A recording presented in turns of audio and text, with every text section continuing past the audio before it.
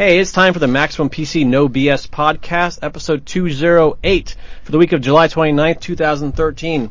On today's must-listen-to DRM-free pure PC power podcast. That's the new title for it. We will tackle Intel's upcoming Broadwell chipset and CPUs. Jamie will tell us how he survived the zombie apocalypse known as Comic-Con. Julian will talk about EA's announcement that digital revenue has finally passed retail revenue. What? And I'll chat a little bit about the new SSD everyone's talking about, the Samsung 840 EVO. We will then wrap it up with some reader questions and editor's picks. And then Gordon will end the podcast by screaming out Star Wars for 15 minutes. Sounds about right. Thanks for listening and for watching. It is time for the Maximum PC No BS podcast.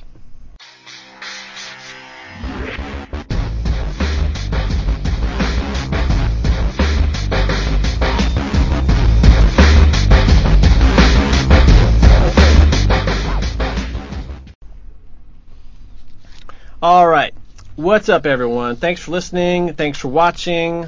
For those of you over on the cam over there, I'm your host, Josh Norm. Joining me today in the podcast room, Associate Editor Tom McNamara. That's me. It's right over there. Yeah. Deputy Editor Gordon Ung. Hello. Online Managing Editor Jimmy Thang. Hello.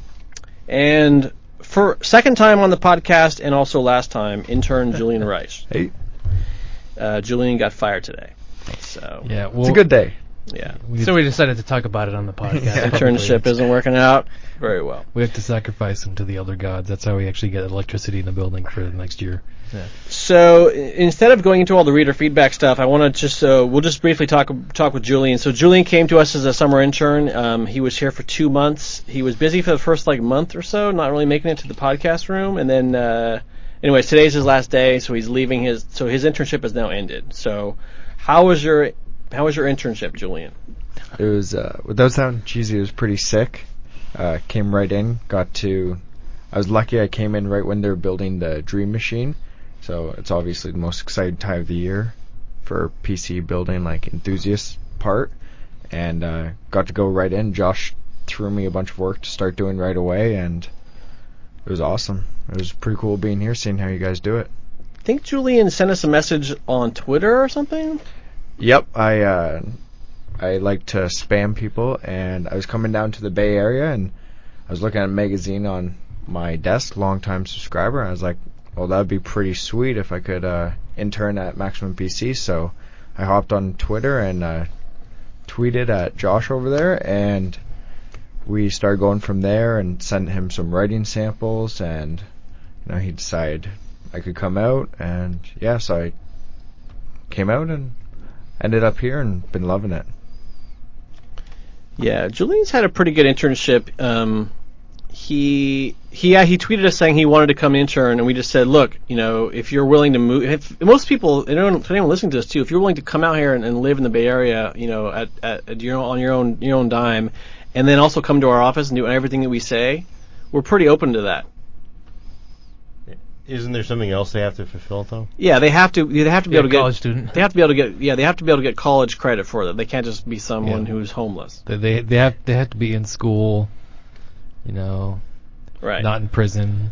Right, but so if you satisfy all those criteria, if you're a college student and you want to and you're willing to pay your pay to live out here and do everything we say, then we're pretty open with interns. I mean, but we usually do one at a time. So there is right now we have Chris Zella, who's not here today because Julian's sort of taking his spot for now. But anyways, so I encourage anyone who's interested to send us a note. Although there are a lot of HR rules again. It's sort of like school. I don't know what else. Well, yeah, there is communication between your university and our HR department. I'm not trying to make it sound like it's completely ad hoc, like you just show up with your knapsack around a stick, like on the dark cartoons, and we'll take you in. But people always write, whenever they hear about a new intern, they're always like, no way, and it's like, he's so lucky. Yeah. How do you ever get that job? Well, he started by asking, and also being a qualified candidate. So Julian is going to be leaving, and his internship was so quick that it was kind of like we barely got to know him. Now he's gone. Yeah, it's only been 8 weeks. Yep, 8 weeks. But back to school. I'll send some fan mail. Hey, I got a question though, because readers probably don't know Julian does a lot of the startup stuff. He's kind of in tune with that kind of San Francisco Valley kind of high tech bunch of young people. He's sitting even around made an drinking app or coffee two, I thing. think. Right. Julian was in Social Network. But check this out. This is a picture of. Nobody can see that. Yeah, I Can't see it. I don't Not know. even people. Shitty. No one in the room can even Yeah. see that. Shitty Gordon. TN That's panel. kinda Right. TN. Yeah, pretty bad What panel. were we looking at here? All right, so in this picture, Gordon's showing something on his there is a computer. picture of I think it's I don't know if it's Yahoo, but it's an internet company. It also would help to have brightness set to higher than like 4%. Yeah. He's like, I gotta see the battery. Trying to say that, yeah. So look, yeah, but look, check this out. In this picture, apparently the Yahoo is going to get some space in the Chronicle building, which is the local newspaper here. Or used to be. And I think they're showing these. They have these weird little cubicle. I don't know what they are. Like these sweat boxes. Looks or like one something? of those places where you sit down. Well, it's kind of a startup-y kind of Japanese feel. restaurant type thing. No, I don't think so, man. I mean, look at this. These people are like being forced to code in these little boxes on their MacBooks. I feel Yeah. like they're padded walls, though. Are they fed food But pellets? you're in tune with this hours? scene. What's Yeah. up with this? I mean, I think it Am I looks going pretty off topic? funky. Hey, the thing Can I is, see? Gordon, is that, yeah, if you have a normal office with just like a desk where people sit, it's not cool. Yeah. It's not cool. Yeah, no one's gonna apply for that job. That job is lame. I think that's just like a rest area. You don't actually have your desk there. You just go there when you want to sit down. a rest stop. Exactly. the walls are padded. I don't and see any there's desks glass. though. I think they're just bringing their laptops It's over for and sitting safety down. reasons, when you pass out, you don't knock your head. So Something I sharp. don't know. I mean, it's been a long time since I've been a young person, but is this really what people do now? I guess Gordon's wildly out of touch with everything. You know, Wildly. the cooler it looks, yeah, it's true. It's Gordon's the less you have to pay prematurely turned into that grandpa guy. Who, if Gordon had a lawn, he'd already be telling us to get off of it. Can you imagine though? You get like Julian must have come in. He's like, yeah, Silicon Valley, all the startup come in. It's like, whoa, they sit around desks. Dude, Jason Because actually. he's around with all the young. They're like, whoa, they're so fucking old. They sit around desks. It's like, Ju- Yeah. Julian- Well, Desk, this what's is also that? a magazine and not like a website. Or yeah, I know, but Julian kind of we're still slammed on us it. in the last issue. I saw his write up. Julian wrote an in the lab for the magazine for the last issue, and I saw the proof of it today before it goes to the publisher. And he said in their offices that are Silicon Valley adjacent. He had to point out the fact that we weren't on Silicon Valley. I know he put in Silicon Valley. I said, no, that's technically not correct because we're in the middle of nowhere. So Gordon betrayed us. No, we're not. We're not in San Francisco. We're not even in Silicon Valley. We're like in this neutral zone of nothingness. Peninsula. I was at a CES one time and I met a PR guy from a company that'll go unmentioned, and he said where do you live, blah blah blah, and then I said, where do you live? He goes, Silicon Valley. I go, oh yeah, which part? And he goes, Fremont, which that's pushing it. I don't think he understands what a valley is. He was just trying to be a badass, like, yeah, so you know how it is in the valley. Well, it's like yeah. us. So we can't go like, I work in San Francisco. Oh yeah, cool. Give me your business card, and then or what's your phone number? Oh, area code 650. That's like there's nothing. What's cool about 650? I don't know. It's cheaper. Yeah, San Francisco's like It's that. not San Francisco. It's not the 415. And now it's not the 510, which is Oakland, which is cool, but in a different kind of cool kind of way. The East Not- Bay, not- the East East Bay Bay part is of it 510. used to This be is partly off 415. topic. All right, let's get to our first discussion topic, which is Broadwell. Broadwell, okay. All right, now for those of you, sorry to interrupt you guys, but we have to get moving. So there was a story about Broadwell, which is the next generation chipset and CPUs from Intel. Gordon has all the information. Let's do it. All right, well, so it's all leaked. I'm just saying this because I know there's people at Intel that listens to this. This is all based on internet rumors, so we're talking about rumors. We've not been briefed. We're not betraying any information here. So the latest leak... Wait a second. Whenever these stories leak, people always say that Intel's leaking it. No, I don't think so. If you're listening to this podcast from Intel and you leak the story, just text us. It's Yeah, probably just leak us more information. But it's no. probably a motherboard vendor. Well, it's kind of interesting. So for people who don't know, right now we're on Haswell. The next CPU that's coming out is called Broadwell. It is a 14-nanometer chip. It's supposed to be super duper, even better. Everybody, of course, remember this is the same story everybody freaked out about 6 months ago when they said, "Oh my God, no more socketed chips." It's the end. It's really the end of the desktop, right? Remember all that shit? Same thing. That was Broadwell. That's a CPU that will not. It will only be socketed. So you're going to get it in laptops. You're going to get it in all-in-ones. You're going to get it in Nook-style devices. You are not going to get it in an enthusiast desktop where you can swap the socket out. So everybody said this was the end of the PC. Blah blah blah blah. And, we talked to some people, and there have also been other stories confirming it. But it is not the end of this is not the end of the desktop PC. There will be more socketed processors eventually after Broadwell. But Broadwell itself will be a soldered-in chip only.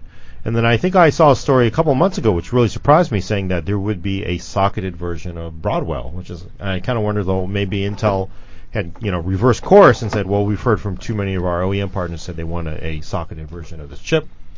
But now the latest leak from Tech Report, I think, or is it VR Zone? I'm sorry. Tech Power Up. Is it Tech Power Up? Basically saying that they have Broadwell on the roadmap as, again, back to the original course, the original leak, which is it's a soldered in chip only. And it services all-in-ones, it services laptops and NUC style devices, nothing for desktop. It's like a focus on mobile, basically. Was there supposed to be a Haswell refresh at some point? There will be a Haswell refresh next year. So that would theoretically mean, though, that will be stuck with Haswell for quite couple some years. time. Yeah, there's some concern. It might be a little boring, but again, Ivy Bridge E is coming. Is there's there Haswell E coming out next year. So. Is there a rush? Like, is there really a big demand for what? For like higher performance than what we're seeing right now? As far Tom as is going to be I'm right from the podcast room I'm to playing, HR. I'm playing the devil's advocate. Yeah, I get it. I don't understand what you mean. Like, is there a demand for much more power than what Haswell offers? Well, remember, Broadwell is not necessarily about we're going to get 50% more 14 performance, right? It's probably going to run a lot cooler, right? So less thermals. Better probably battery will life. be a performance, better battery life overall. It is again, Intel and AMD both, frankly, are concentrating on their problem with tablets and ARM, which are they're creeping up on them. You've seen a lot of defections. People are doing ARM-based notebooks. Well, I imagine if Intel wants to do laptops, but they don't want to do Atom, they gotta, cut somewhere, and one way to do that is just solder the CPU onto the board and the laptop. I'll save them some money. Well, I don't think it's really a money-saving cost. It's usually a Z height. They really have to make these things as thin as possible. So there's a lot of other engineering reasons for it, and I think frankly, your question is, do we need more performance? Honestly, 90% of people out there, they don't need more performance. That's why we're not seeing, we're going to do another Haswell, chip later this quarter that's 200 megahertz faster, right? You're not seeing that. We're not going to see that till next year. Yeah, I think we will see more of that when the 2560 monitors start coming down in price by like 100, 150 more bucks. People will start bumping up from 1080p, and then they'll continue gaming, and they'll be like, where did my performance go? Yeah, but we that's live in a GPU. Though, we live in a really weird bubble here where we're like, I mean, the average reader, from what I can tell, and I don't mean to I'm not trying to disparage anyone listening, but I do the Facebook stuff, and my interaction with the readers there, a lot of them have very, mid to low end systems. Sure. Well, yeah, if the Steam hardware survey is any indication. Yeah, so the average gamer out there, I mean, there was a story last month about that, that one engine from EA. The average gamer has a pretty low end system, low to middle end system. So, right, that's the average gamer. They're not the average maximum PC reader. Right. I mean, average maximum PC reader has a higher spec system than. Well, no, that's what I'm saying, Gordon. Is that there's no way. We don't have a comprehensive data survey of all of our readers' PCs. So I'm sure it ranges from Dream Machine all the way down to Sure. But we are kind of in a bubble here. We are in a bubble, and the interactions that I've had with the readers, a lot of them have really low end systems, with really old parts. So the argument about 2560 and whatever else, it's just like that takes place in a different universe. Yeah, I mean, what drives it is 4K. We're recording this on a GoPro camera that's 4K capable. You're going to get, your phones are already doing 1080p. What's the next marketing hype is, hey, your phone that does 4K recording. You try editing 4K video on an ARM-based or, anything. Forget it. Yeah. It's not going to happen. Yeah. So that's going to drive it. People always want more performance. What do you think if Intel just refreshes Haswell, but instead of bringing in a new architecture that's like only 10% faster, like Ivy Bridge compared to Sandy Bridge? What happens if they just refresh parts that are 10% higher clocks, effectively giving you the same performance gain that maybe Broadwell would have brought? I actually would not be surprised if that happened, because right now the performance increments we're getting out of Intel, but like Haswell, good performance bump, but a few percentage points, 10% more than Ivy Bridge, which was 10% more than Sandy Bridge. So, well, if they were to do that too, a lot of people it expands the longevity of the socket too. So like they have upgrade path, I guess. Yeah. They're not like every irritation having to buy a new motherboard too.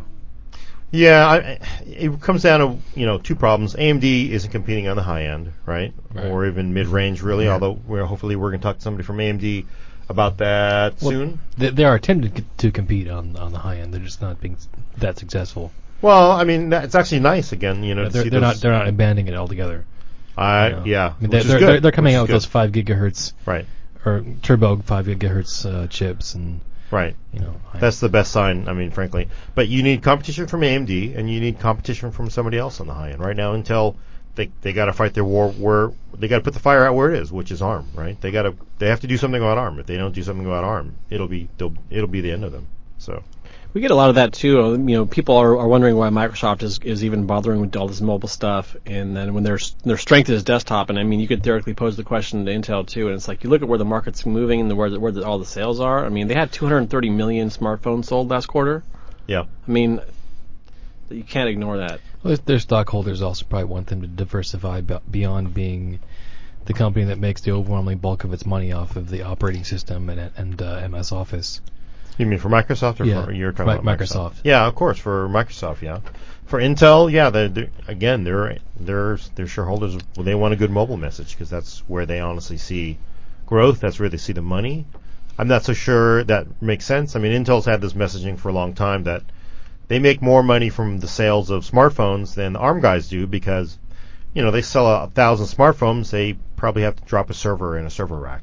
So that's most likely going to be a Xeon in there, right? And Xeons are not cheap, so they actually, as they add more smartphones, they have to add more servers to service them.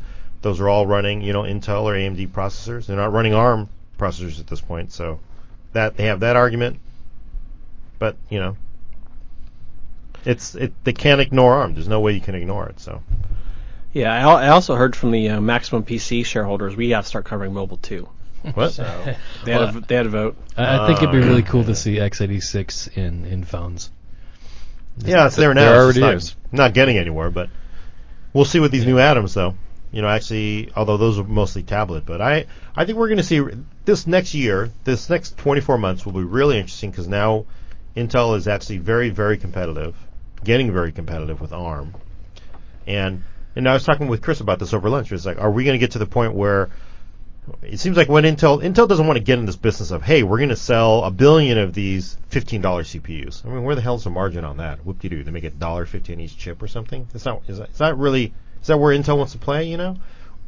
But it seems like what they have to do is they have to get into tablets, and they have to make these tablets that run on x86 so much more compelling than an ARM-based tablet that everybody's going to go, I don't want a crappy ARM-based tablet. I want an x86 tablet that can do all this stuff, I mean, has anybody ever used an ARM-based tablet that just did not lag, or a phone? These things they all lag. They're all slow, right? Yeah. Everybody could use more performance. So Intel gets in there. They make everybody go, I want Intel inside on my phone or my tablet, and I don't know, maybe at some point they start, pushing the prices up, or once they've kind of effectively proven that they can stay ahead of ARM, then I don't know. Then they can come back and concentrate on high-end or mid-range PCs again. There'll be riots in the streets. We want Intel. Yeah, I mean, it just seems I like want Intel inside, damn it. unless they really think I don't know any of this stuff. I'm not an analyst, but I mean, maybe they can really make money selling $25 CPUs. So. Yeah. But if they started making money off of mobile, you think they'll actually be like, hey, let's go back to desktops, though? Well, I guess also I'm being premature. We talked about it last time, but Intel is not abandoning the desktop. They're not abandoning the PC. Ivy G, Haswell E, all this stuff proves that they still very much care about the high end. But yeah, I don't know. Can they, if they can really make a lot of money off of phones? I don't know. Maybe they'll split it off. I don't really know. I mean, that's predicting the future. But it seems like Intel, with a lot of these companies, it's in their culture, right? It always comes back to what they always do good, which is x86 servers, desktop, laptops. It's just hard for me to believe that they could really recreate themselves to only care about phones. It's pretty tough for any company. So are they tied to the success of Microsoft? Are we talking about Microsoft OS? Or are we talking about They're Android? not. We're talking about Android. Okay, so Intel and Android. Yeah. Well, who knows? I mean, Are honestly, there any Intel and Android phones out there? Yeah, Yep. yeah. There have been a few models for about a year now. Yeah. Mostly in Asia. I don't think you can even buy them here. So. Yeah. I met a girl. I tell you guys, I went on a date last week, and this girl and I were talking, and she goes, talking about the phone and everything. She goes, well, I don't have an iPhone. I have a Windows phone. Mm-hmm. Oh. And I go, oh, Windows phone? Okay, that's cool. And then I said, do you have a tablet? And she goes, yeah, Surface. Does she work for Microsoft or something? I was like, what? You have a Surface? And she goes, yeah, it's really cool. Was she just I like fucking it. with you? I like it. It's really nice. And then she was like, I can do two things at once on it. And I was like, that's what the ads She say. sounds like a Microsoft employee. No, she's not a She's Microsoft messing with employee. you. No, she's not a Microsoft employee. She's not messing with me. It was literally straight from her. Well, Julian has a Windows phone. Are you offended by the? Do you like the Windows phone? And then she said she bought her mom a Surface RT. It's I was still like, dead. What? Yeah. What? Did you punch her?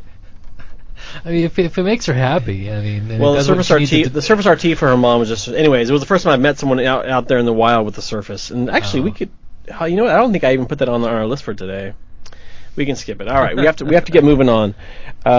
So in summary, Broadwell's coming. It's going to be Desktop soldered users, in. It'll desktop- be desktop, all in one. Probably some mobile parts. It is going to be soldered in. There will be another socketed part unless something changes. Nothing is written in stone. So people don't freak the fuck out, because I will tell you, we will see headlines when Broadwell comes out from the mainstream tech media that says PC dead, no more socketed processors, everybody leave, go home. Go buy an over, iPad. right? It's over. Yeah, I mean you will see that, because again, this is just something that people they don't follow it as closely as everybody, but you will see that people can say, oh, it's the end. Look, socketed, no more socketed processors, soldered in only. It's the end. We'll see a cover of Newsweek with the RIP PC, Right. 1973 Right, or whatever right. to 2003, 13. It won't be in the print version of Newsweek though. No. all right now. Zing. Now Jimmy was out all last week at Comic-Con. He was representing Maximum PC. Very brave of him to go down there all week all by himself. Represent. And I've never been to Comic-Con. I don't know if you guys have ever gone before. That was actually my first time going. Yeah, it's fun. All right, Jimmy's going to give us a brief report. Yeah, so like I said, it was my first time at Comic-Con. And I've been to a lot of different conventions before. I've been to PAX, E3, GDC, and a whole bunch of others. Which is the nerdiest? I would probably say PAX. Have you ever been to LARPCon? LARPCon, no. Live action role playing. How about maybe a furry con would be That's like good. I gotta write that down. There might be a LARPCon. I want to write this. I would down. say Comic-Con's actually getting more mainstream now. So there's actually there actually isn't. It's not 100% nerd. There's a bunch of people there that just want to check out movie panels and stuff like that.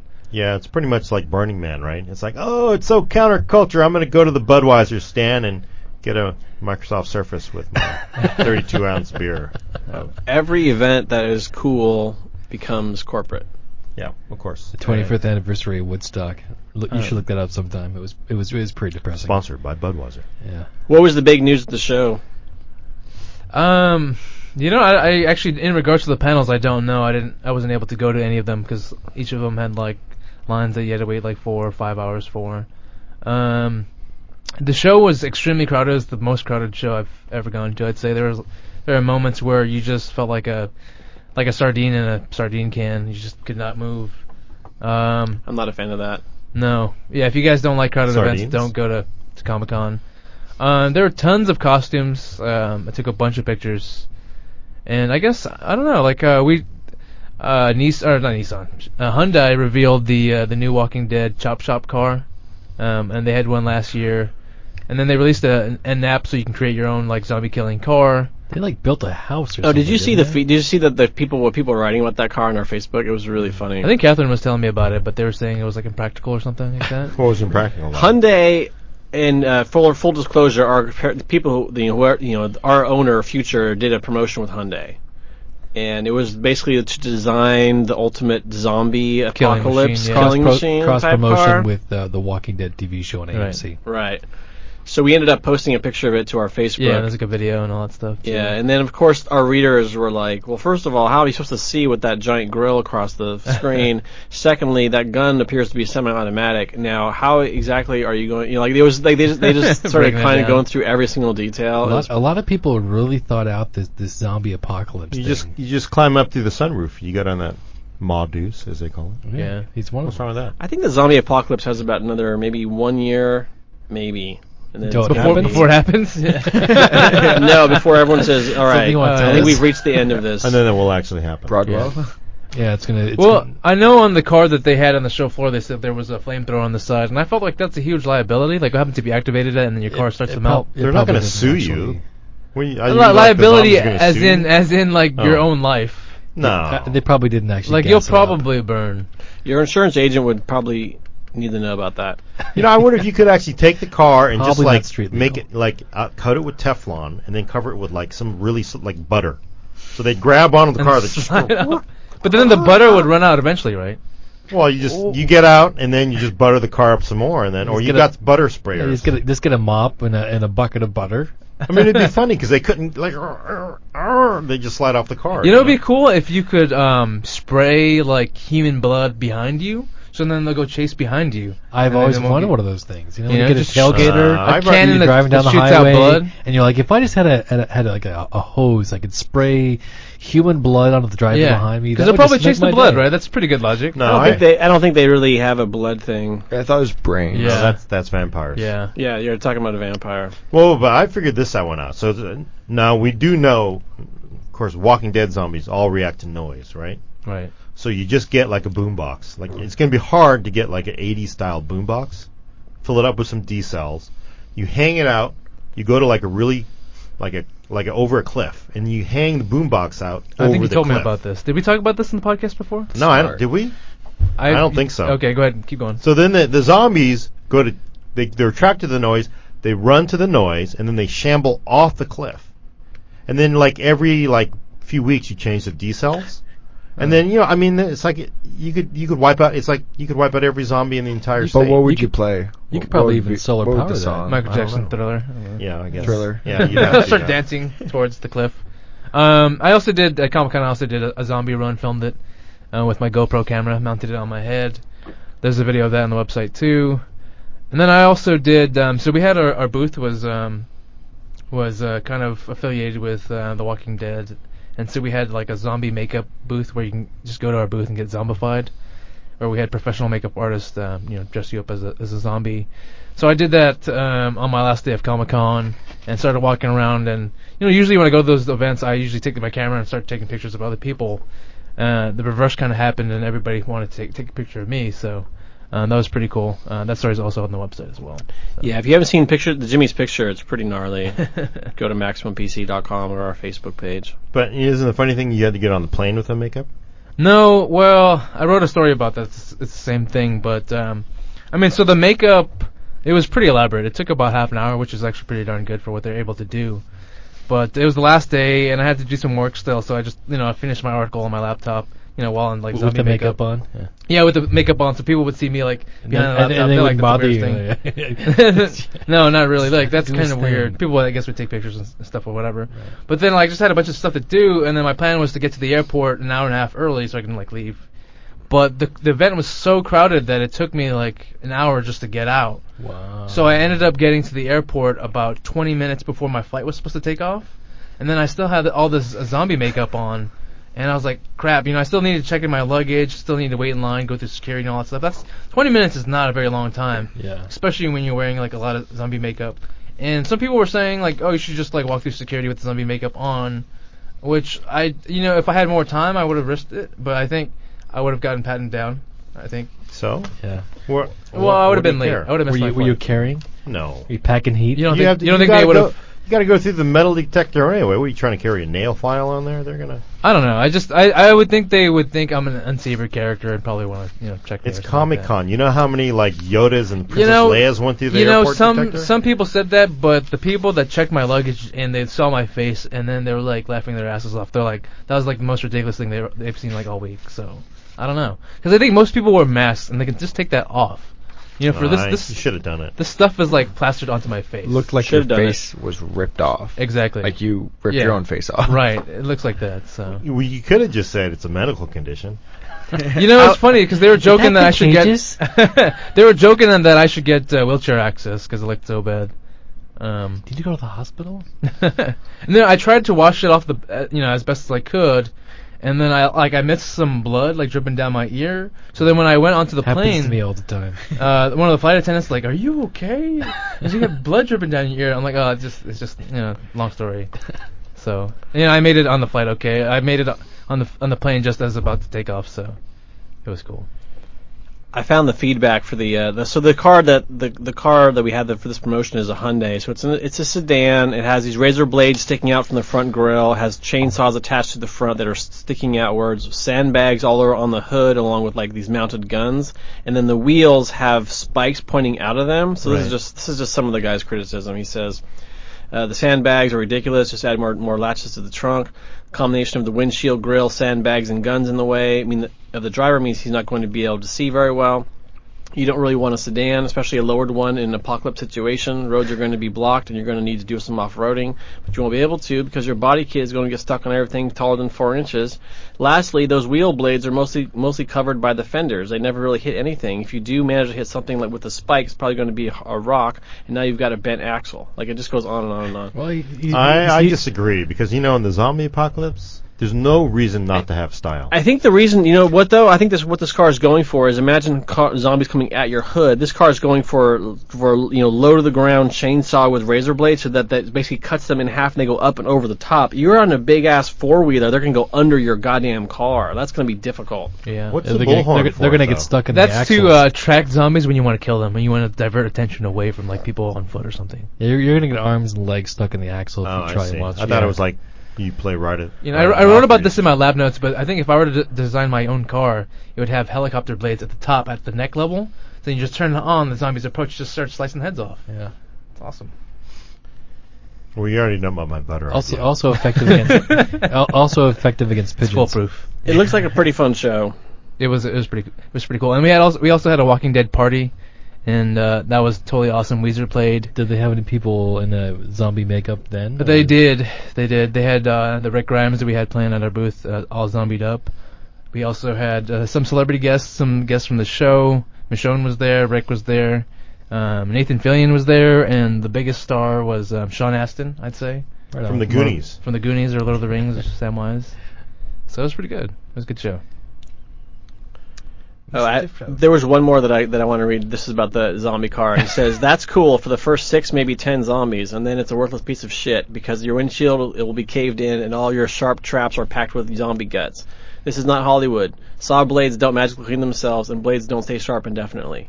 Well, yeah, that's true. I was thinking about that too, and like the spikes would just have the zombies stuck on there, and they wouldn't be dead. They would just be stuck on your car. You can't fault the guy for thinking ahead. Well, but one thing people are failing to forget is fuel mileage. You've got to think about fuel mileage in the zombie apocalypse. Because my original idea was the armored car idea. Yeah, that's way too Just heavy. sleep in it. It's like whatever. You get up in the morning, you just drive off. Well, did you see this one here? I'm showing Gordon this it's like basically looks like a tractor covered in like spikes. Yeah, well, talk about stuck on the car. And it's like 10 miles. It jumped up. Your tab might just hit a tab button by accident or something. So it's it looks like a giant earth mover, but it looks like a porcupine. So are you saying a solar-powered car is going to be the best bet, Gordon? No. Because you don't have to get fuel. Because you can't actually get the mileage isn't going to be as good, but... It's basically an earth mover the size of a caterpillar, whatever you want to call it, but covered in like spikes. I mean, like it's up off the ground. Then like they're that. stuck on there. You gotta damn it, another zombie stuck on there. No, bicycle. You go. I did the last one. You do. Oh man. Then you're coated with zombie guts. That's no fun. Coated with zombie guts. There's it's not very good. I think the butter car is actually making a lot more sense. All right, Julian's going to give us a little bit of info here. I don't know much about this. Let's go ahead and take it away, Julian. So this week we saw EA release their kind of quarterly earnings, and it was big news for gamers, and especially PC gamers, because it marked the first time for EA that digital downloads made up more than retail physical copies. So it was digital downloads and content made up 50.7% of their revenue, and the reason why that's important to PC gamers is because most of that digital revenue was actually on the PC platform. So that's browser and hardcore based games like out of their Origin software if you had to download it. Yeah. Well, EA also gave to just jump in real quick. EA did give a lecture like last week or a speech where they said that they understand people hate Origin. They get it, and they're going to fix it. So, What is it that people hate about Origin? Having to use it. And they said something like, I've only used it. If you're like me, and actually, what's funny, I read an article. I think it was on R or something like that, and the guy showed his Origin screen, and it looked exactly like mine, like one game in it. You know what I mean? Battlefield 3. Yeah, like Battlefield. I have Crisis 3, Battlefield 3, Dead Space 3. Most people have one or two games. That's it. The one games they have to play in it. That's it, right? I think people want either a Steam version of the game or just a direct download. They don't want another store, another library, another online inventory. What? EA made some references to how the initial. I'm kind of hijacking Julian's story here. That's all right. The initial versions of it were more focused on revenue generation. Like they would like when you try to get into a game, they would try and offer you all this. Like it was like the way they designed the software was to channel money in. When they said into basically their pockets. Yeah, they basically just said they realize now that Right that's. there. They said they realize now that that was sort of wrong, and that they were putting up barriers between the gamer and the game, and that they want to so they're going to change and make it. I mean, like, our Facebook fans were like, "Fuck those guys," EA's bull. And it's like I kind of feel bad for EA because even when they say, "Hey, we fucked up, we're sorry," everyone's still like, "Yeah, asshole." It's like, I don't find their contrition about revenue consistent with what I've heard about Plants vs Zombies 2, which is apparently like 90% in-app purchases. Well, no, and I'm not saying that they're going to stop trying to make revenue. I mean, the free-to-play model and all that stuff is like a pretty big deal right now, And same with Dead Space 3, you could buy weapons and everything like that. I'm not saying that's not what they're saying, and that's not what I'm saying. They're saying. They're saying that their software Origin was designed to sort of channel people into getting upgrades and sort of making purchases versus just saying here's your game, play your game. So they said that they realized that was a mistake and they're going to fix it. They realized the gaming, blah blah blah. So they're doing a mea culpa. So we'll see. How much time do people really spend in these damn game launchers? In Steam, a lot, I think. Yeah, you got the chat, right? I actually kind of like the ads in Steam, the ones that pop up and you have to click the because next they're like page. great deals. Everybody likes great deals. Yeah, I know. That's the problem with I think EA they're is they doing need it right. to just have great deals. So 7 pages of like game deals. I'm like, I don't want to click through all these. When I go to the actual Origin.com website, it's really difficult to just find a list of what's on sale. They just have a catalog of here's our games. This is what we want to show you right now. But actually browsing around their database is surprisingly difficult. Yeah, it's pretty bad. I found the article, and let me read this to you real quick. Electronic Arts says it hears gamers origin-focused criticism. In the interview, Games Industry and International confronts EA Executive Vice President Andrew Wilson with the assertion that most gamers view Origin as just one more thing they have to install, another roadblock in the way of getting and playing a game. EA says, I think your perception is absolutely correct. I think when I look at the journey that service has taken, I think the transaction component of that service has taken a disproportionate amount of the communication and mind share of what we really try and provide, and the barrier that puts it between you and the game that you want to play. So that's what I was talking about there. Oh, talk is cheap. We'll see if that translates into action. Yeah. So he says, the emphasis on the transaction component, that is, taking revenue from consumers by selling them high-margin digital downloads, has been the tail wagging the digital experience dog inside of EA, according to Wilson. However, he doesn't just want Origin to be a no-value storefront. When I speak to the team now, he says, they're very energized about this concept of, listen, the transaction is really a very small part of the experience. That's not really what this is all about. So I think I've got one more thing here. He says some people really do like Origin for all those reasons. Other people don't because of some less than optimal experiences they've had. Initial experiences are hard to overcome, and that's going to take time. What we would say is we get it. We understand it. We have heard you. We have made some changes that already in terms of how we do things, and we're looking at more changes that we'll talk about in the coming months that are gamer focused. That I think will prove as a litmus test. Anyways, so we'll see. Yeah. I mean, their CEO resigned, and they've had a pretty rough last 9 months. Yeah, they're all console retail games, which is like the big cash cow for all these publishers, have just been tanking because we have 6-year-old consoles, and the new ones are coming. So this, how the revenue makes up the majority of how the digital distribution makes up the majority of the revenue is kind of off-thrown because of that dip in console sales, but with the new consoles, they're having digital download features that weren't possible with the old ones. I think it's just like another way that the PC is really leading gaming, where like with Steam and other digital distribution services, we've had, all these ways to download digitally, have like chat clients, stuff like that. And now we see consoles adopting PC technology that we've been using for like 5 years. Like texture memory. Yeah. Tick. It's just like, as long as somebody's gaming on the PC, I'm happy. Although you're right, because EA and all the publishers, they're in a really weak spot right now because no one is going to be buying any old game. I mean, the vast majority of people are like, oh, I want to wait for a new Xbox and new PlayStation before I buy anything. So the game has to be really excellent, like The Last of Us. But I mean, if you have a console, you're not going to go rush out and buy a $60 game at this point for a dead horse, right? You kind of like want to wait. But at the same time, people don't want to pay $400, $500 for a platform that only has a few games to choose from. I don't know. I think people are pretty easy. People get jumped in the hype of pre-orders and like huge lines and stampedes for consoles. I guess I'm it just worked a out rebel. well for the Wii U, right? I'm a rebel on the outskirts then, I guess. Yeah, but logical. I just think that like they're kind of like basically 3 or 4 months where EA needs to be pushing the PC because PC gamers will continue to buy games. Yeah. There's nothing. We don't go into this hibernation mode, where nothing happens for months and months. According to Nvidia, PCs are bigger than the PC market is bigger than both consoles too. Yeah, it's true worldwide. I mean, honestly, it's true because you got to remember consoles don't exist in developing nations. And then also EA's been saying that like for their upcoming or most recent FIFA game, they're not even putting it on PCs because the average PC just can't handle it statistically. The statistically average PC. So there's sort of a give and take there. Where although who the hell plays sports games? Although on PC? PC is the largest Loser. gaming platform, Sorry. it's also the most technologically varied one. Sure. That the average is Right. But I mean, still, people on the PC buy. There's no sudden. They're in a massive. I mean, ever since Xbox and PlayStation 4, I bet all console sales have just tanked. Don't you think? Yeah. Well, they've been tanking for a while. Right. Just like cliffs, like 20% every quarter. It's just like they're just not exciting anymore. It's like just not exciting. Well, cheap indie gaming has also exploded on the PC. Yeah. Minecraft. You get these Humble Bundle sales on humblebundle.com, I think it is, where you can get like a dozen games for a few dollars, and they're all pretty good games. And you can run that on like basically any hardware. Yeah. Free to play is pretty good. Man, I've been playing the World of Warplanes beta. It's a lot of fun. And World of Tanks. I mean, for a free game.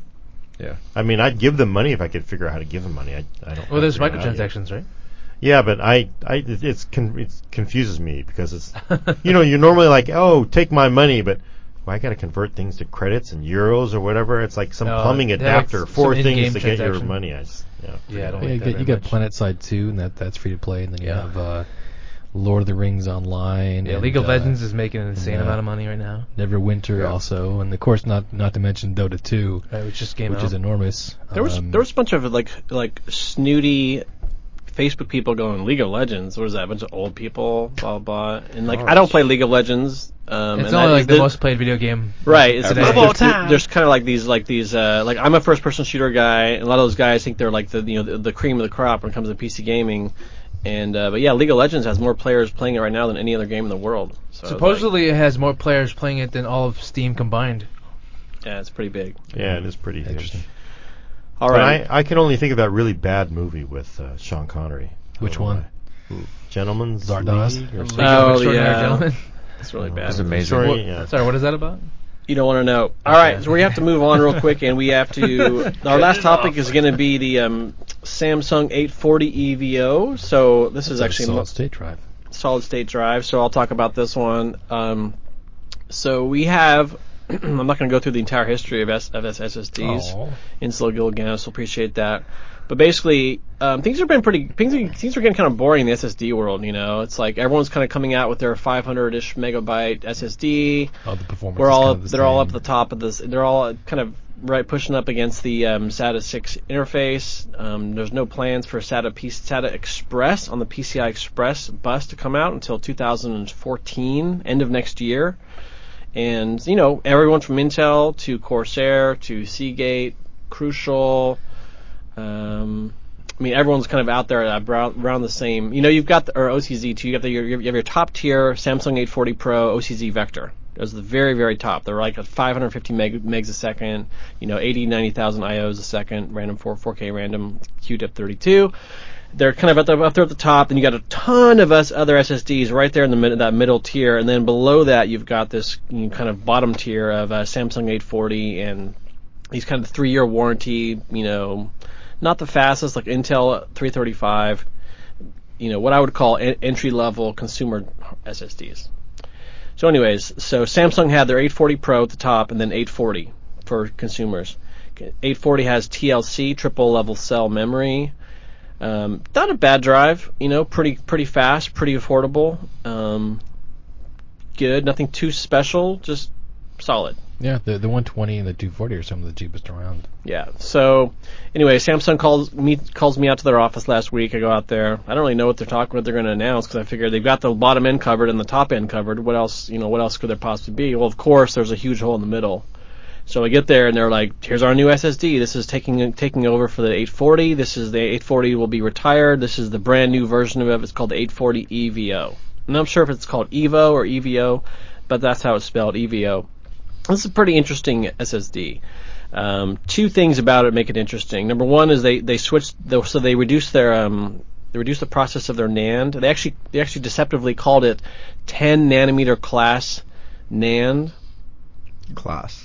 Right. It's 19 nanometer, which is what everyone else is using right now too. Everyone else is on 19 nanometer. That's not cool. So not cool, Samsung. Yeah. So they said 10 nanometer class, which means 1 and then a digit. So it's 19 nanometer class. Samsung, of course, makes their own NAND. They have their own fab. They make everything themselves, their own controller.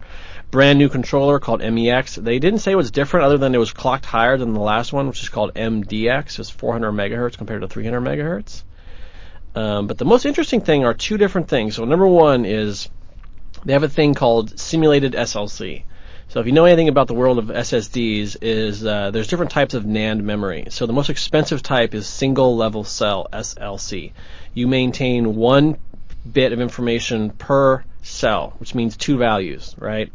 So since you have just one, that'd be like putting one prisoner in a prison cell in an entire prison, right? They would be safe and secure, but you would not be able to put very many of them in the prison, right? Maybe that's not a bad analogy. I've heard worse. Yeah, but so basically that's for enterprise. You get it's really secure. There's not a lot of bits next to each other. Blah blah blah. It's really good, really secure. So MLC is like a California prison? You got like 25 people in one cell? No, that's TLC. Oh. So then you have the next level up. So SLC is great for reliability and performance. It's just like you have one little bit all by itself and then separated from all the other ones. But it's just too, it'd be like living. It's too expensive. Last time I looked, they were around $2,000 for an SSD that uses SLC. They're only for enterprise. So then we have MLC, which is consumer level and multi-level cell, 2 bits, 4 values per cell. It's just like the bed in the bear story. It's not too high, not too low. It's right in the middle. It's a perfect blend of balance and performance. MLC is what 99% of all SSDs use, an MLC. So anyways, now we have TLC, triple level cell. So that's what Samsung's been using. They took a lot of flack for that. They actually call it 3-bit MLC. I'm not sure. I think it's just marketing. They were calling it 3-bit MLC when I was there. And I said, what are you talking? I said, do you mean 3-bit or do you mean MLC? And they were like, oh, it's 3-bit MLC. Second generation 3-bit MLC. So whatever. It still uses TLC NAND. Second generation now, 19 nanometer. All right, so here's what's interesting is they have 2 different technologies they employed in this that we've never seen before in any SSDs. So the reason I told you about SLC is they're actually simulating SLC in this SSD. So the way they do that is they turn it from triple level cell, three bits per cell to 1. So they basically close off 2 of the gates and just say, for this area right here, this one TLC area, we'll just allow 1 value. Yeah, and it reduces the capacity by to 1/3 of the original value. Right. So they on this. So as an example, on this 1 terabyte drive that we tested, which cost $650, they reserved 36 gigs of capacity for simulated SLC, which in reality is 12 gigabytes. So they use 12 gigs as a simulated SLC buffer. That's pretty interesting. And then on top of that, they also have a new software caching algorithm called TurboWrite, it's called Rapid Mode. So the SLC is called TurboWrite. The DRM caching is called rapid mode. You enable it through your software. It basically uses CPU cycles, it uses extra DRAM, and it basically caches hot data that you have into your system DRAM. So it's able to basically achieve like 1 gigabit per second speeds. It's like a small RAM disk. Yeah, it's like a small RAM disk. And what's cool is it's able to actually keep that hot data through reboots. Cool. So it's okay. Yeah. So they're writing it out to the disk. RAM based cache, system based RAM cache. I say miniature because it can only be up to 1 gigabyte. Yeah. So that's pretty interesting. And I can share some of the numbers that Samsung gave us. The main advantage for this is it turns their 120 gig drive. So it goes from, this is an example of the numbers Samsung gave us. We have not tested the 120 gig. As an example, though, their sequential write speeds on the 120 prior model was 140 megs. With TurboWrite enabled, it goes up to 410. And is that sustained? On the two, this is the normal Samsung 840 drive, which is kind of like not that fast. It's all right. Same thing on the 250 gig drive. The sequential write speeds without TurboWrite are 270 megs a second. With TurboWrite, 520 megs a second. So it's a pretty significant jump. When we tested it in our benchmarks here, it was really, really fast, fast. They gave us the what models? So we have the 1 terabyte model. I can give you guys the prices on all the models here too, in case you're interested. So all right, here's the pricing. So 120 gig is 110, 250 gig 190, 500 gig 370, 750 gigs 530, and then 1 terabyte 650. So it's interesting for those two technologies. It's also the first Samsung SSD that's been available in 750 gigs and 1 terabyte. It's pretty damn awesome. This is starting to get, it's like that Martin Lawrence sign. Shit just got real. Yeah. Samsung is already ahead of everyone in the SSD world. And they would be excused from just sort of sitting back and being like, right on, we're number one. Their software is awesome. It's pretty cool. They're the only manufacturer that provides a completely, well, I would say Intel does also. Not quite to the level Samsung does. And not to spew marketing points, but when we met with them, they said, our hardware is all really good, but what we're also working on is our software. So we want our software to be just as capable, just as excellent as our hardware. So they were like, here's our new version of the Samsung Magician. You can turn on rapid mode here. You can look at your drive health here, benchmark it, optimize it, trim your drive. You can see all the smart data. It's really amazing. Now that stuff about the 840 Pro that they plan to do later, is that still under NDA or? So when they showed me the benchmarks for, will they come hunt us down? No, this is really good. That's a good question, Tom. Thanks for reminding me. Somebody step this out. Cut it out now. When they showed me the benchmarks for the 840 Evo, I was like, this is going to outpace the Pro. Why would you do that? And they go, oh, we'll have all that technology on the Pro soon too. So I was like, oh shit. So supposedly when they release the version we use is Samsung Magician 4.2 beta. I'm imagining that's the version that will enable it for all the other drives. Yep. So when that drive comes out, that will be kick ass. So here's the thing: is the 840 Evo only has a 3-year warranty. The 840 Pro has a 5-year warranty.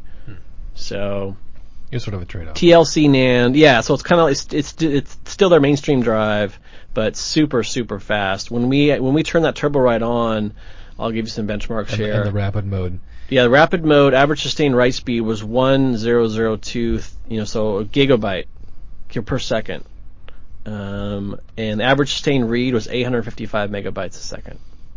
Yeah, that's mostly because of the RAM cache. Yeah. Because otherwise, the SATA pipes are limited to 600. Around 550. It was the fastest SSD we ever tested in Sony Vegas Pro, PC Mark Vantage X64, iometer, 4K random write, 32 Q depth. I mean, every test we had, it was the fastest SSD we've ever tested in every single test. It was almost twice as fast as the SATA 6 bus. Yeah, so that's the Samsung 840 Evo. They're for sale They should be they're on sale right now, as far as I know. I did give it a 9 kick-ass instead of a 10 because it only has a 3-year warranty. There's no way. The perfect SSD has a 5-year warranty. Yeah. That's not a point we're flexible on. Yeah, it's kind of interesting. They're trying to sidestep the limitations of SATA just by doing this system RAM cache. I mean, it's interesting that it would come from Samsung since they're arguably already at the top of the SSD market. I can see OCZ or someone else kind of be coming out with this sort of like crazy performance thing. Well, Asus is doing that. Asus. Asus. Asus is doing that PCIe SSD as well. Yeah. You The know. radar is coming out. We'll see. We'll see. Yeah, but that's totally decoupled from SATA. What's Sandforce saying? Does anybody know anything about Sandforce? Like, Well, are they actually, coming out with a new controller? Speaking of Asus, is the Asus radar, which is they basically just took a bunch of NAND packages and just glued them directly onto this little PCB that's going to a PCI Express slot. There's no. I actually thought when you pull the cover off the radar, it would be like an an actual SSD. 2.5-inch SSDs sitting there side by side. That's what I thought originally. Yeah. That's not the case, and they actually use it as a Sandforce controller. So. That Sandforce is yesterday's news. It's pretty old at this point. Still fast, I'm sure, but we haven't reviewed a Sandforce controller in over a year, I think. Yeah, OCZ uses its own. Samsung uses its own. Corsair uses its own. No, Corsair has the No. LAMD, same as Seagate. But Sandforce, they must be working on something since they got LSI bought them, right? Yeah, we haven't heard anything from them in a long time. So we'll see. I mean, honestly, it's nice. This actually goes back to the question Tom asked before, but do we need more performance? I mean, it's like, yeah, not really. I mean, they're all pretty damn fast, Yeah, if you're transferring large files or you're doing a lot of data backup, then it probably helps to have that kind of transfer speed. But if you're mostly using your computer to play games, The shitty part is that we still have, right now we're in the middle world of these SSDs for our OS, and then mechanical hard drives for our data storage. And when we have to sort of use, you taste that speed and you feel the speed of SSDs. When you have to go back to the other world inside your own system of HDD, it just sucks, man. When do you think we'll go SSD only? It's Getting close with 1 terabyte SSDs out there, right? Yeah, I don't even have any. My argument is that everyone's moving all their storage to the cloud. So Yeah, there's that too. you could theoretically, I could see how you could get by having SSD to boot. All your actual music and everything is in the cloud on Spotify and on like SmugMug and Backblaze or CrashPlan or that's not even really a good example, I guess. But you know what I mean. All your actual data you need to contact in Google Drive, Dropbox, and they're all in the cloud. So all you actually have in your PC is an SSD. That's very possible even now. I think the prices need to come down a lot because the 1 terabyte SSD costs about $650. It costs that's like 10 times as much as a 1 terabyte hard drive. It's I only cheaper, but need- still not. I only have a 250 gig. I have a 250 gig SSD at home.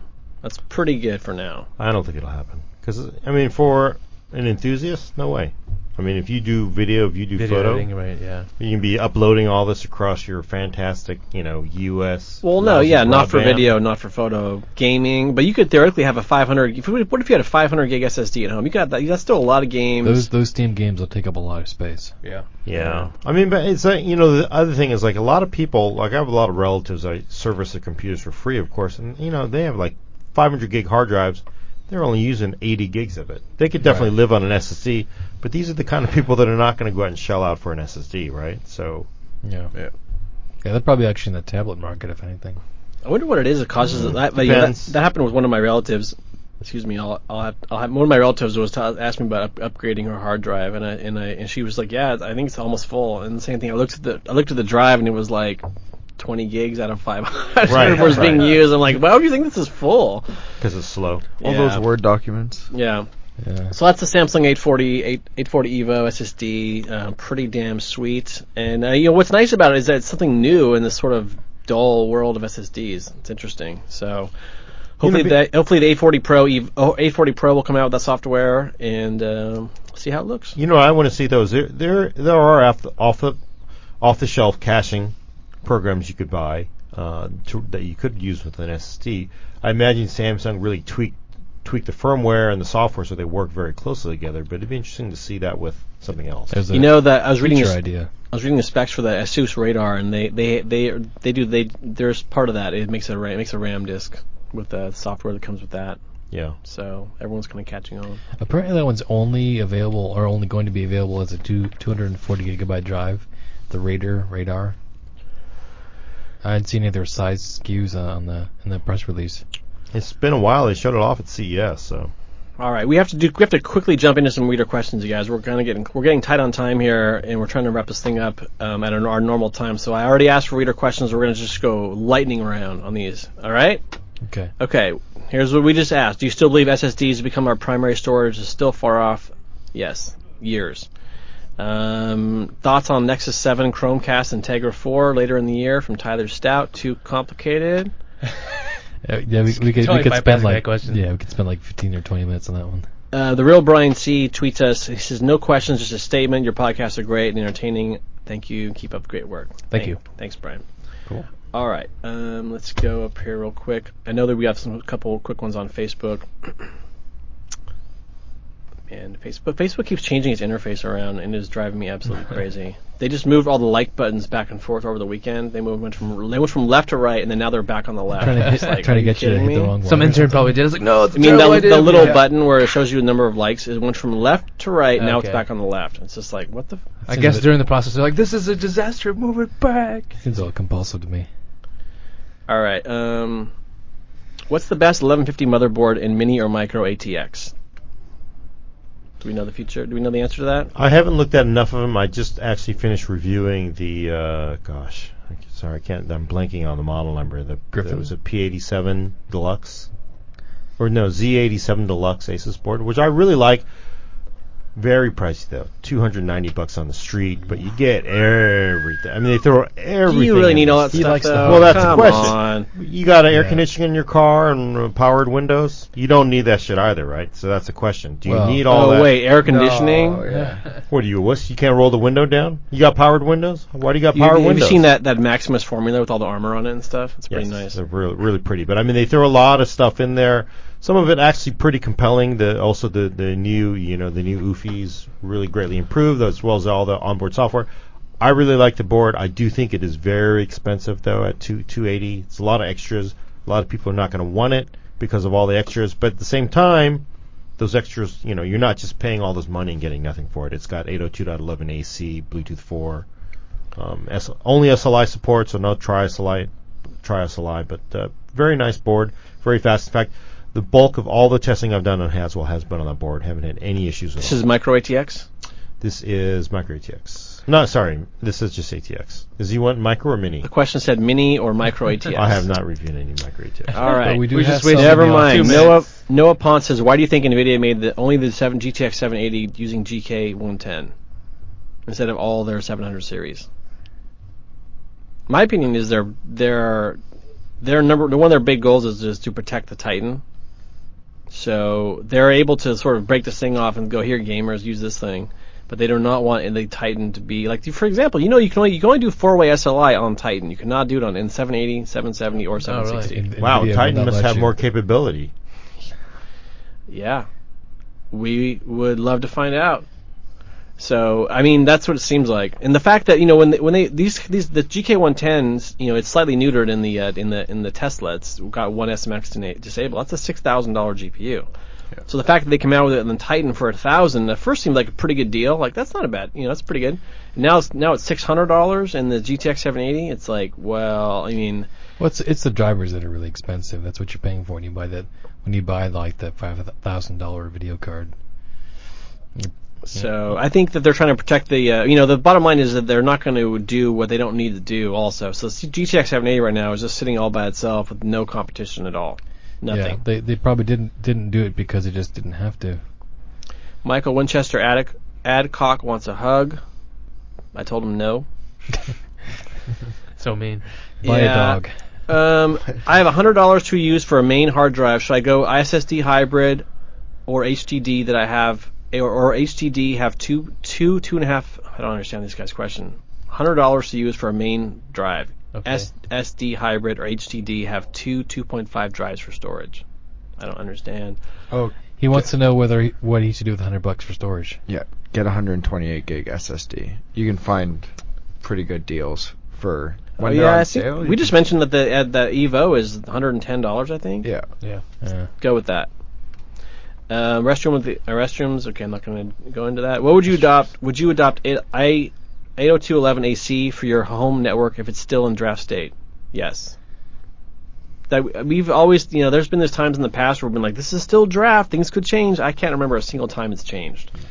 N was draft for like 10 years. Yeah, the problem is I think the scary thing is it's in draft. The problem is there are interoperability issues, but It's also there's no guarantee even when they're final that there won't be interoperability issues. So signal interference also gets to be more of a problem the faster you go up in performance. All I want is a router that's going to last longer than 1 year. I mean, every goddamn router I have just at some point just shits the bed and overheats. God, it's anyways. You need to keep it cool. They should actively cool these damn things. They're moving a lot of info and they heat up a lot. Let's see here. Do you see 4K panels becoming mainstream anytime soon? No. Define mainstream. You're going to need, the amount of firepower needed to run those 4K panels is like not something that people can do right now. Well, for gaming, but what about just for content creation? Yeah. It's $3,500. It's not bad. Actually, it's even less than that. For that Asus panel is like $3,300, right? That's a lot. Well, you want to be getting. Well, it's a lot, but it's 4 1080p panels. If you're working on like super HD video, you want to have like the 60 frames per second. There's still driver issues with 60 hertz on 4K panels, aren't there? No. They're basically those latest drivers correct the issue, and then also this is not a problem. If you're running even Intel integrated, you can run it. Last question. Anthony Shearer says, I have an i5 750 at 2.67 gigahertz. It's getting pretty old. Should I upgrade the whole system, or would I be okay just getting a new video card? I guess it depends on what he wants to do. Current video card is Radeon 6850. Yeah, I would, generally speaking, I'd upgrade the video card, but it depends on what games you're playing, what resolution your monitor is, and how powerful your power supply is, how much airflow you have in your case, and other issues. Yeah, if he wants the game, then I'd upgrade the video card. I would say go with the video card. Also, Generally, budget. but he's looking at what is that That's is it pretty i5 old. 670? He said i5 750. That's like. I think he meant is that like a 650. dual? I don't know. No, That that's sounds gotta be a relatively quad. old. It's quad core. It's tough. For gaming, you're not really going to see a difference with CPU. It would help. But that it's kind of tough. It's sort of like which is the more ancient part there, right? That's a 6850. Well, the thing is, if the video card, the new video card gets bottlenecked, he can still hang on to it for the rest of his upgrade. All right, lightning round time. Editor's picks. Julian, start it off. My editor's pick is high resolution screens. I'm working here, like typing away, doing reviews, stuff like that at work, and obviously I got a nicer panel, almost 1080p. It's 1050, and so I'm working on my internet window and then looking up research, and then I'm typing away at Word, just flipping between the two, nice and easy. I pick up my laptop and it has 768 resolution, and it's awful. I can't even snap two screens together. Throw it away. Just throw it away. Wait. Julian, I'm going to have to rename. If Julian was coming back, we would rename him Captain Obvious. High resolution panels are awesome, but we're in a time crunch, so go ahead, Tom. Okay, my editor's pick is Shadowrun Returns, which is a new tactical role-playing game. It's like $20 right now. You can get it on Steam, and I maybe direct download, but definitely from Steam. And it's based on the pen and paper RPG, and it has sort of a mix of science fiction and fantasy set in sort of near future, future noir with some sort of conspiracy stuff going on. Reminds me a lot of Fallout. What is it called? Old school Fallout. Shadowrun Returns. All right, Jimmy, take it. My pick is an app / Google Chrome extension called Get Pocket. And before I said on the podcast that I tend to email myself articles that I want to read later, which is a very ghetto way of doing it. This extension / app allows you to save it to your Pocket, so it's like a cloud service, and it allows you to read it on your computer or on your phone, so you can just access it later. I've used that before. It's really cool. Yeah, it's really cool. When you see an article you want to read, but you can't do it right now, you just save it there, and then next time you're standing in line at the store, you open up Pocket, and boom, all your... Yeah, and it's really free. Cool. It's free. And it's free. It's amazing. Yeah. Gordon. I am going to talk about this time and next time because there's not enough time. My Leatherman Surge, I just finally upgraded. Damn. Bam! But I'm going to talk about it next time because there's not enough time this time? Gordon just pulled out the biggest Leatherman I've ever seen in my entire Josh life. said lightning, so that means lightning. So I'm not going to talk about it. Can I feel it? All right, my Maybe. pick are. I've got 3 picks real quick. I'm going to do. I've done this one before, but I'm repicking Tiny Tina's DLC for Borderlands 2. I just finished it, and it is literally one of the best games I've ever played. Even as a mini DLC, the actual storyline, the voice acting, the ending, the characters that you find out. I mean, it is perfect 10. Totally awesome.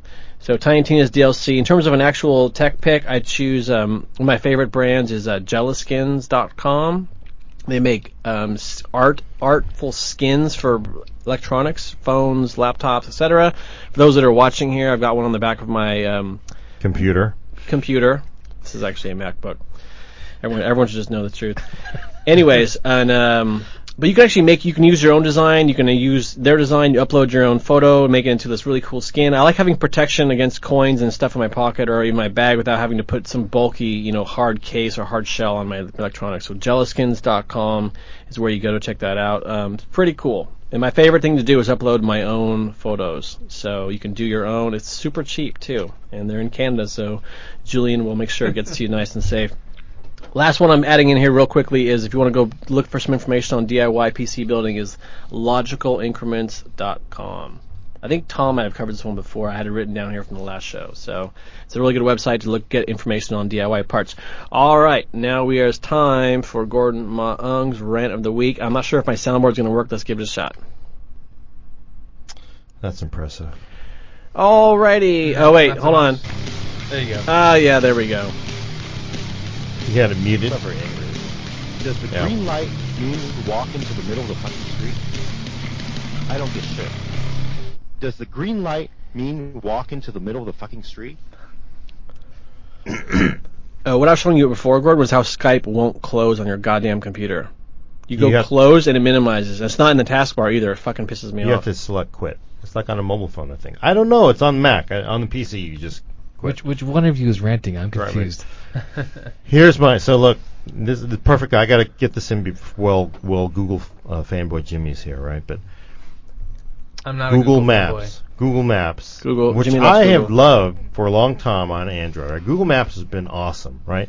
Well, recently they totally redid Google Maps. Basically, they took the idea of the Metro interface from Windows 8, and apparently they applied it to Google Maps, because you can't use the fucking thing now, right? Everything that worked one way no longer works that way, and they basically lost half the functionality in the thing. And even worse, the fucking thing doesn't even work right. First, it's slow, right? The old one was actually reasonably fast on older phones. It was snappy. The new one is slow as fuck. And then this weekend, I'm like, okay, I'm gonna go get some gas. I'm at my brother-in-law's house. I'm gonna go to the Safeway that I've gone to before for gas. I'm heading out there. I'm like, oh, man, I think I'm a little lost. I'll pull out Google Maps and I'll tell it to find Safeway, and I'll go to Safeway. And I say Safeway, and it says Safeway is 14 minutes away. It's like, what? It's like right around the corner, right? So I keep driving, just kind of feel my way there. I get to the Safeway, and I'm looking at Google Maps, and it says to fucking go to the Safeway that's like 10 miles away, right? And I'm parked in front of the fucking Safeway, Throw right? it away. Just throw it away. And it doesn't, how before you'd search for something and it would give you a list and you'd find it? Yeah. Now it just fucking randomly picks shit for you, right? Oh. You don't want to go to this Safeway that's right fucking in front of you. You want to go to the one 10 miles away. Why? Right? I mean, how could you fuck up Google Maps that way, right? This shit is useless now. It's so fucked. Yeah, I'm still on. I have a screenshot of it. Look. Right here. Look. It doesn't even... Look. Here it is, right? Okay. So you see this. I'm here on top of the Safeway. It wants me to go to this fucking Safeway.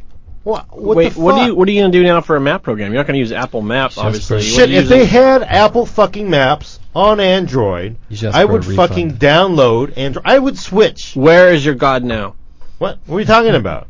Checkmate. I'm just saying- Oh, yeah, you you have mean no- the god of fanboyism? If you don't have Fuck Google- him, all right? If you don't have- I'm saying I want my map program as it worked before they fucked the shit up. So Can't have try you Apple downgrade?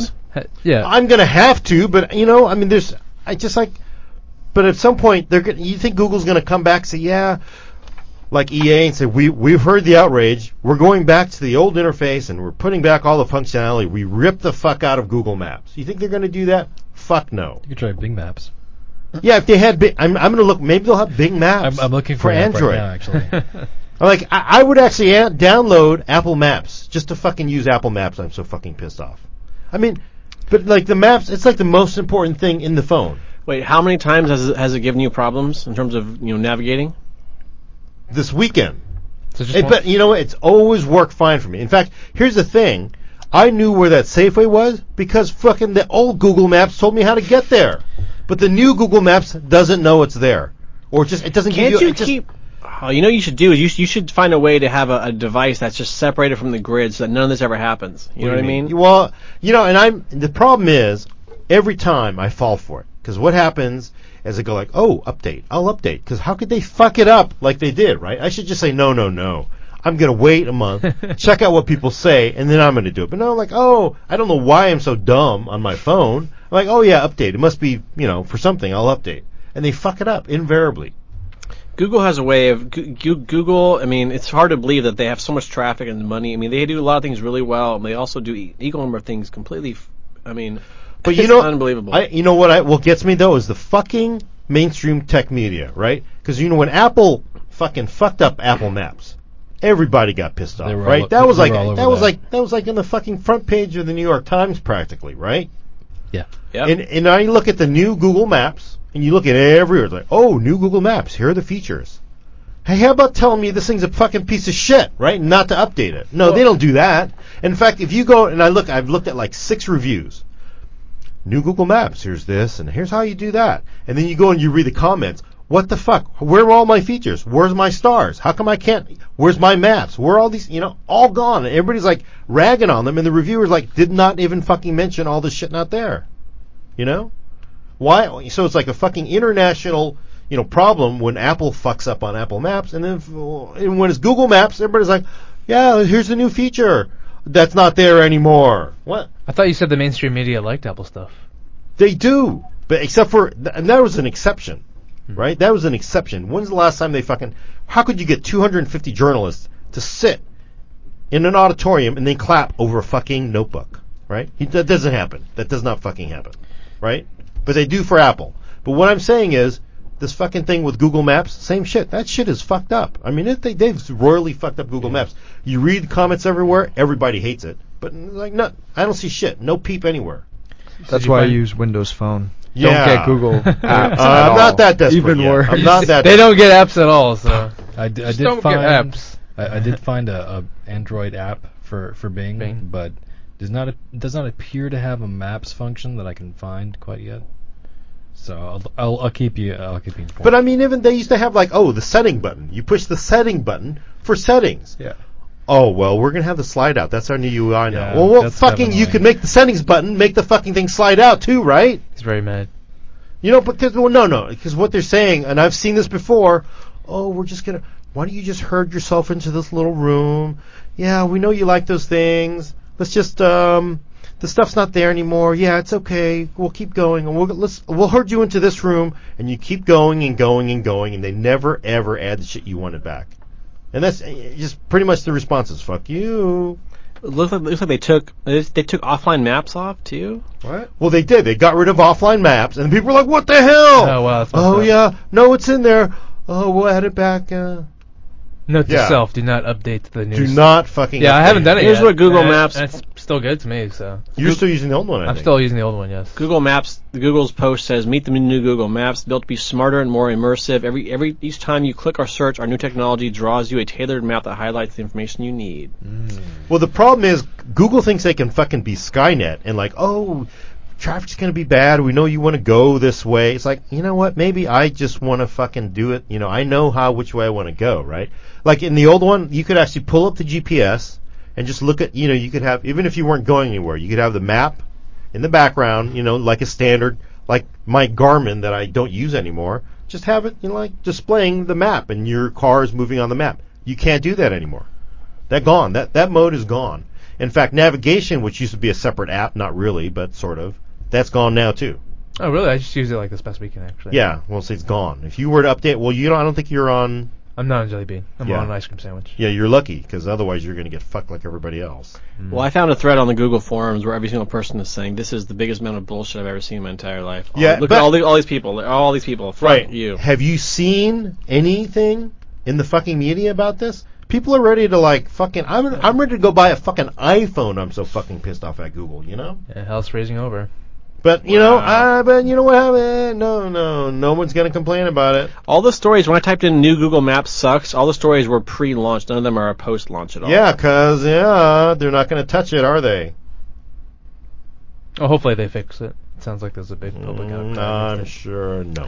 All right, that's about all the time we have. Thank you so much, Gordon. Thank you, Jimmy. Thank you, Julian. Thank you, Tom. Since this is the last time we will ever have Julian on the podcast, at least for now, do you have any departing words, Julian? Nope. Keep reading the magazine. Is there some sort of Canadian sign-off you could do? I was expecting just Like a Canada. moose call? Some sort of like, or something like that? No, like I've eat our been out bacon. of my environment too long. Did you think Canadians get really fucking pissed off? If with that you shit? read... Call me a hose. Fuck you! You want us to come down to burn your fucking White House again? See you later, eh? If you read anything in the magazine that says Julian on it and you don't like it, just email us. We will forward him your email. All right. So thanks so much for listening to the podcast, everyone. Really do appreciate it.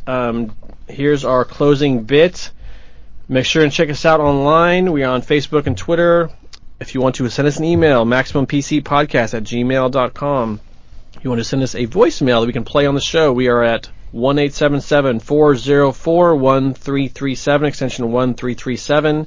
We are still available in print and digitally on Google Play, iTunes, Kindle, Nook, and Zinio. On behalf of the staff, thanks so much. Catch you next time.